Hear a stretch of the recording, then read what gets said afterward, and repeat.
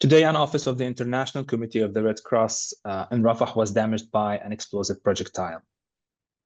Despite being clearly marked and well known for all parties, the International Committee of the Red Cross staff have been working in that building since October 2023, overseeing humanitarian operations and activities that benefit hundreds of thousands of civilians throughout the period of the conflict.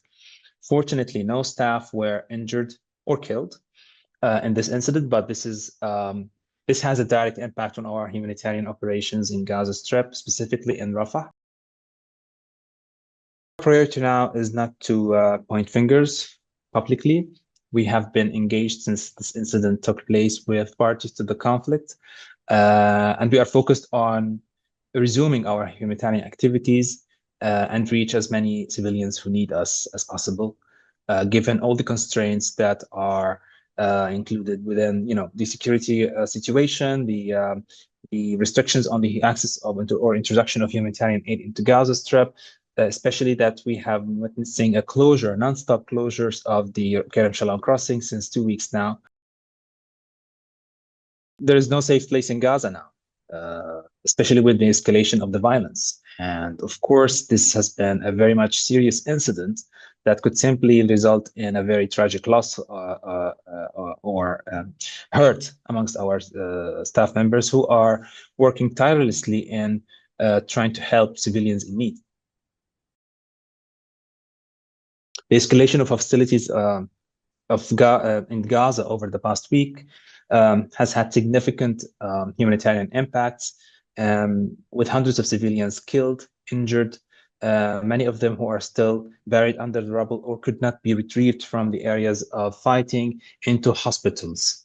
New evacuation orders are imposed, leaving civilians with worrisome and fear without the information of where the safe areas are. Humanitarian workers must be protected and respected. Their sole mission is to help alleviate the suffering of civilians caused by the armed conflicts. They are not part of the fighting, and they should never be impacted by the hostilities. This is an obligation under international humanitarian law for parties to the conflict to carry to the arms carriers in the field.